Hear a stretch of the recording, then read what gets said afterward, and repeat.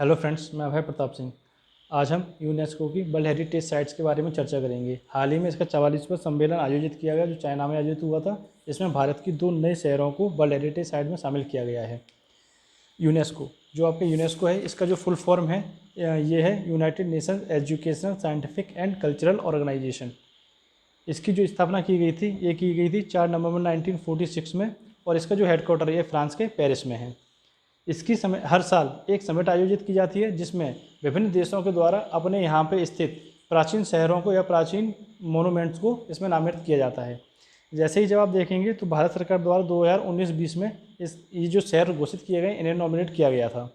2020 में कोविड की वजह से इसका सम्मेलन नहीं हुआ था, लेकिन वर्तमान इसका 44वां सम्मेलन आपके चाइना में संपन्न किया गया, जिसमें 2 शहरों को शामिल किया गया। अभी तक भारत में 38 टोटल ऐसे साइट्स थी जो वर्ल्ड हेरिटेज थी, लेकिन अब इसमें इन्हें दोनों को जोड़ने के बाद अब ये 40 पहुंच गई हैं, जिसमें से आपके 32 हैं वो कल्चरल हो जाएंगी, 7 नेचुरल और एक जो है वो मिक्स्ड होगी। अब हम बात करते हैं अपने दोनों जो नए मोनूमेंट्स को जोड़ा गया है उनके बारे में। इनमें से जो पहला आपका मोनूमेंट है ये है आपका रुद्रेश्वर रामप्पा टेम्पल।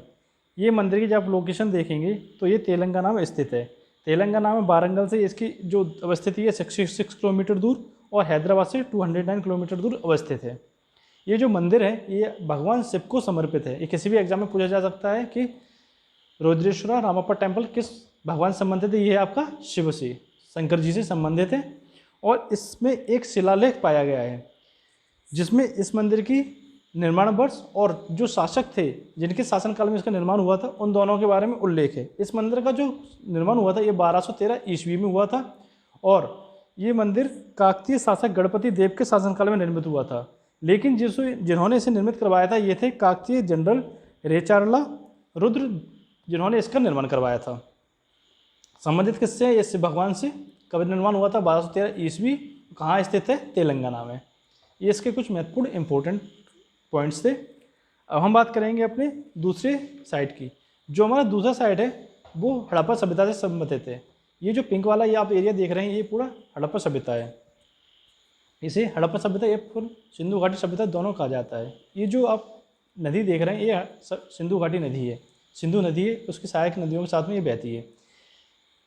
ये जो सभ्यता है ये इन्हीं नदियों के आसपास बसी थी, इसलिए इसे सिंधु घाटी सभ्यता कहते हैं। और जब इसकी खोज की गई तो सबसे पहले हड़प्पा की पहचान की गई, इसलिए इसे हड़प्पा सभ्यता भी कहा जाता है। जो आप देखेंगे इसको जो खोजा गया था ये खोजा गया था जेपी जोशी जी के द्वारा।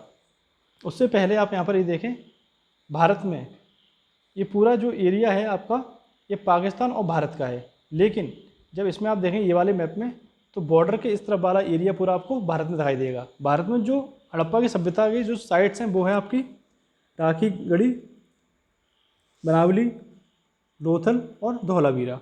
लोथल एक पोर्ट सिटी है, ये भी गुजरात में है, और धौलावीरा भी आपके गुजरात में है।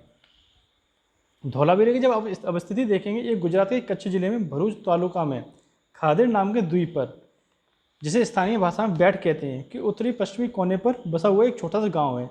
यह पूरा शहर 1000 हेक्टेयर पर बसा हुआ था। इसकी जो खोज की गई थी ये की गई थी जेपी जोशी जी के द्वारा, और इसे इन्होंने खोजा था 1967-68 में। आर्कियोलॉजिकल सर्वे ऑफ इंडिया के द्वारा इनकी इसमें मदद की गई थी। ये पूरा आपका गुजरात का मैप है, और ये जो पॉइंट देख रहे हैं ये आपका धौलावीरा है। जो धौलावीरा है आपका ये पूरा शहर जो बसा हुआ है ये रेक्टेंगुलर शेप में बसा हुआ है। कैसे में? ये रेक्टेंगुलर शेप में। इस शहर को 3 भागों में बांटा गया था, जिसमें से एक किला था। किले में जो शासक थे वो रहते थे। मध्य शहर था, ये आपके जो शासक वर्ग से संबंधित लोग थे वो रहते थे, या जो सामान्य वर्ग था वो रहता था। एक निचला शहर था, यहाँ पर जो आम जनता थी वो निवास करती थी।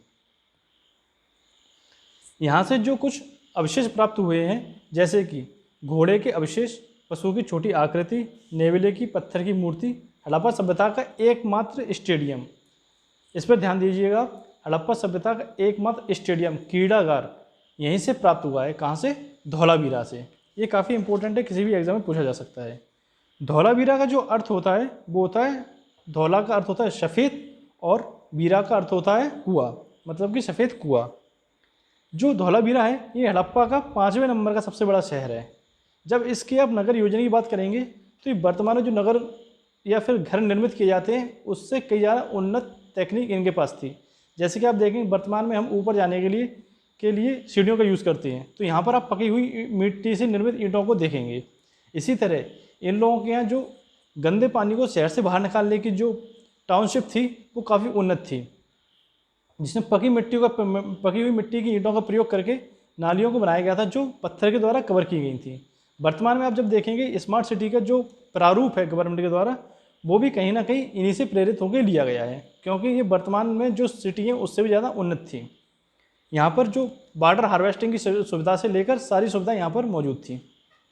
तो ये दोनों हमारी साइट थी। जल्दी मिलेंगे आपसे अगले वीडियो में, जिसमें हम जो भारत की 40 टोटल साइट्स हैं उन सब के बारे में चर्चा करेंगे। तब तक के लिए थैंक यू। जय हिंद।